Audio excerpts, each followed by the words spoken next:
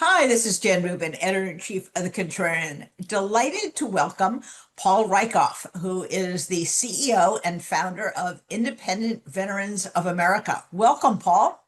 Great to be with you, Jen. Happy to talk about all the chaos that's happening right now. There's plenty of it, unfortunately. You and a bunch of other veteran groups are planning for a day of demonstration on June 6th.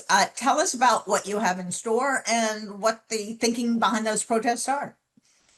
Sure, I'm not one of the groups leading it, but I know a bit about it, so I can Great. share.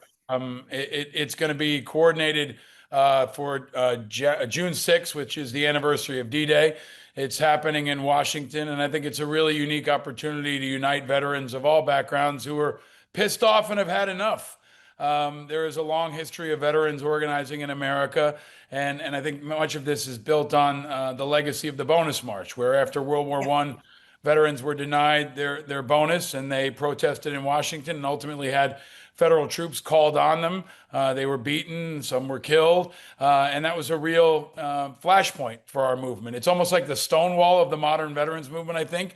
Without dismissing Stonewall in any way, the historical context of the Bonus March, I think, is really critical here. So I view this really as just the first of what will likely be ongoing protests, rallies, marches, unifications around the country. There will be shadow rallies happening all across America. I just spoke to one of the organizers in Coronado, California, where the Navy SEALs have a headquarters. There's a strong naval presence there. But I think it's a flashpoint, Jen, where folks of all backgrounds, especially around the layoffs, veterans are being fired across the country, not just at VA and Department of Defense, but across the federal government. One out of every three federal workers that have been fired is a veteran.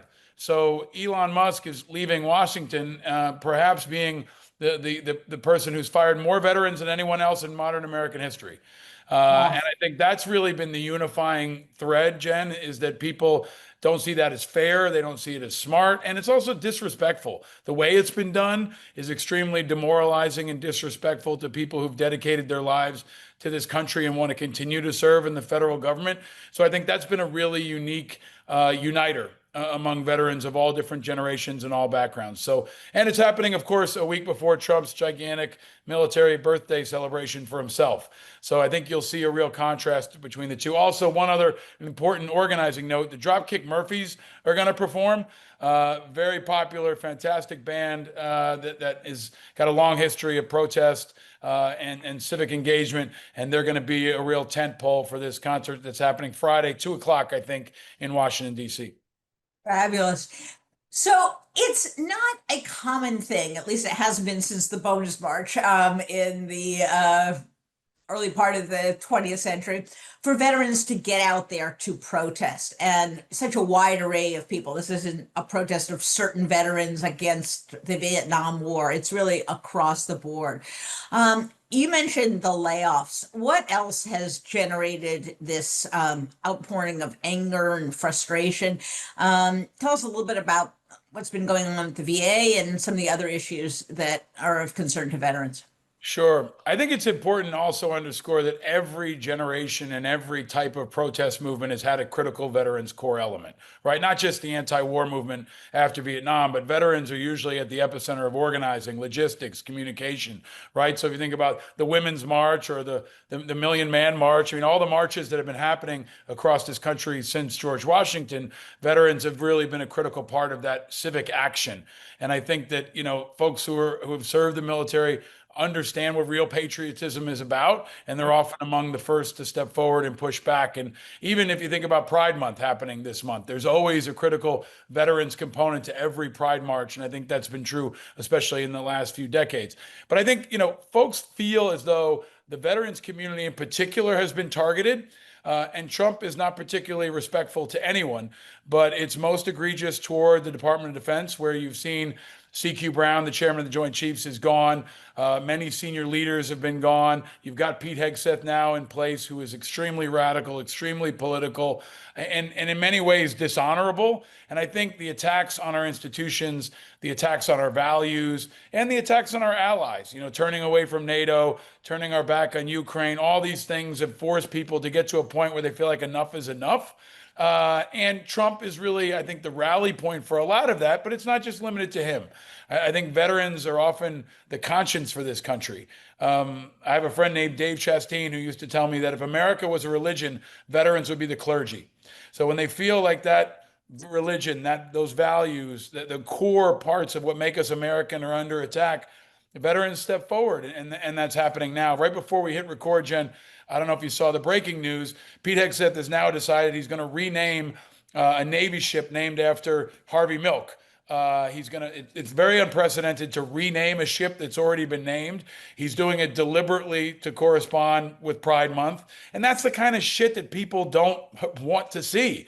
It doesn't seem necessary. There's policy discussions, and then there's these culture wars that continue to happen.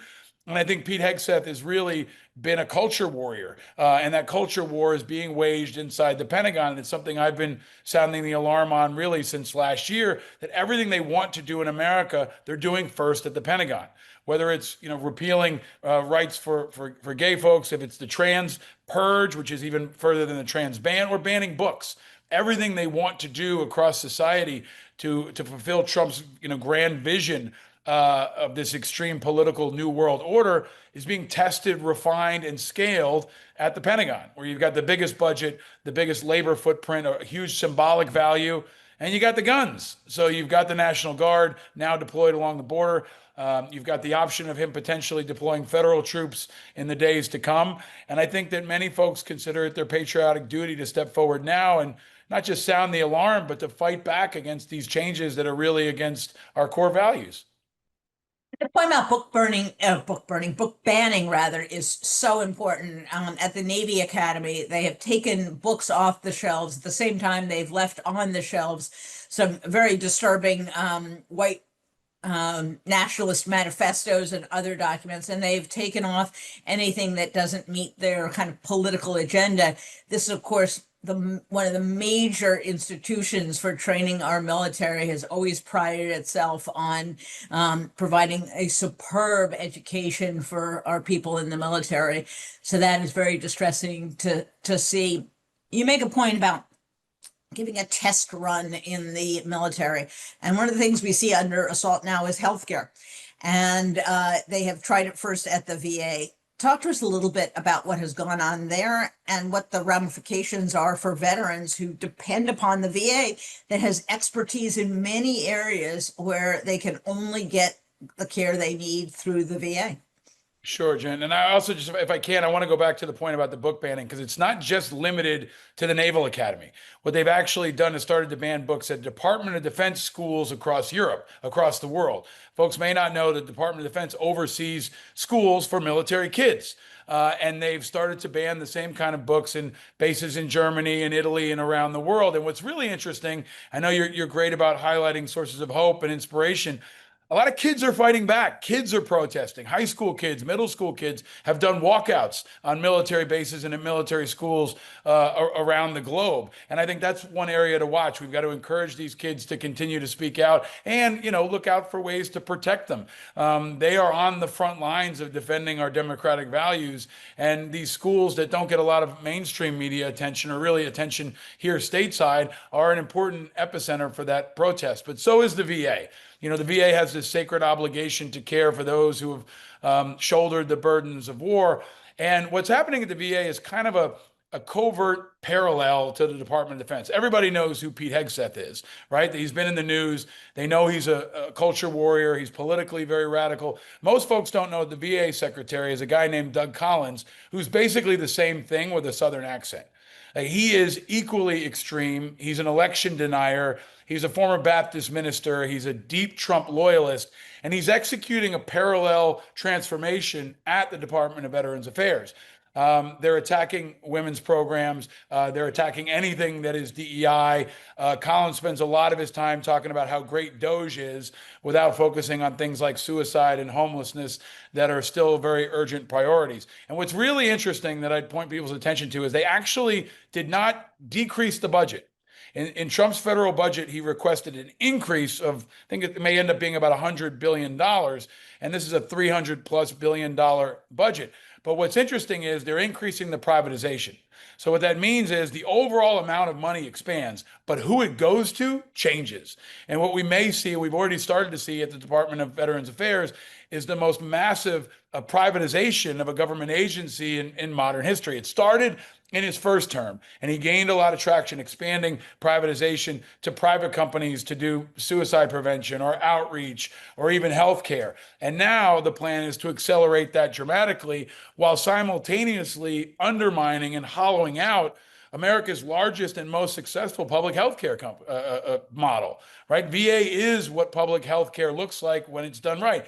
Yes, it has problems. There's problems with access. They need technological advancements. They need to do better outreach, especially to women and other groups. But the quality of care is generally rated very high. People who are in VA care like VA care. But this has always been kind of an extreme right-wing dream for the Koch brothers and others back when Hegseth used to focus on the VA and not on the DOD, was to privatize the VA and take this sacred kind of crown jewel of what government programs can look like when they're good, think the GI Bill, right? And hollow them out and privatize them in a way that will be a feeding frenzy, the likes of which we've never really seen except for the Pentagon. Everybody knows about the defense industrial complex. This is kind of the veterans industrial complex.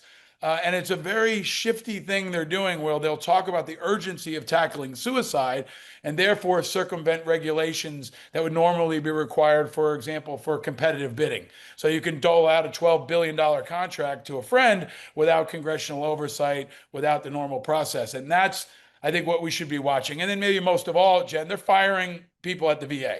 Collins has said he's going to fire somewhere around 80,000 people just this summer. They've already laid off people at places like the Veterans Crisis Line and other areas.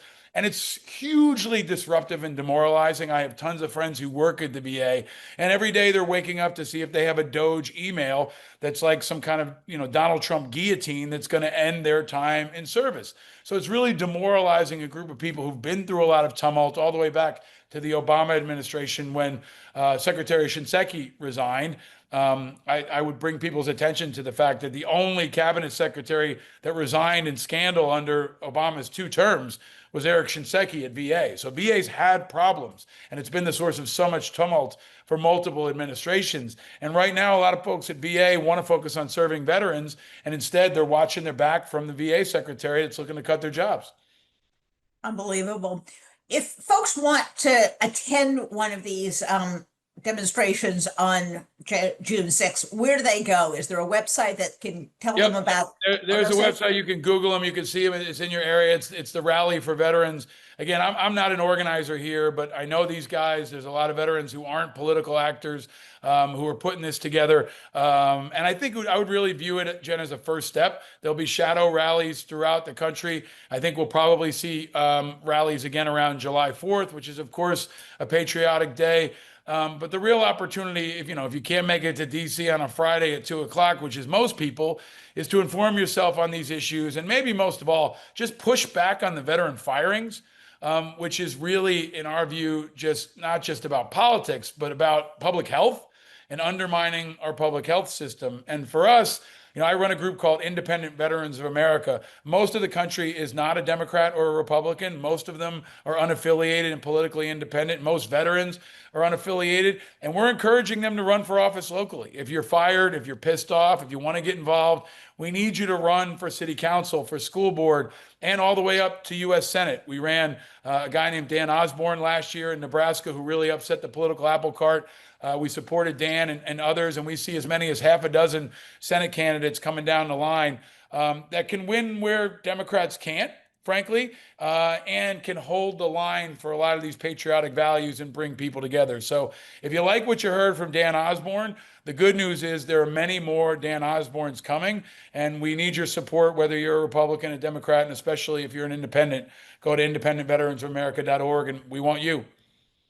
Thanks so much, Paul. And thank you for telling us not only about the demonstrations, but really about this absolute betrayal of a sacred trust that this country has always kept with veterans, and that people have agency. They can do something about it. They can contact their congressman, they can run for office, they can inform themselves. So thanks so much, and we'll look forward to having you back and keeping us surprised of these absolutely critical issues. So thanks so much.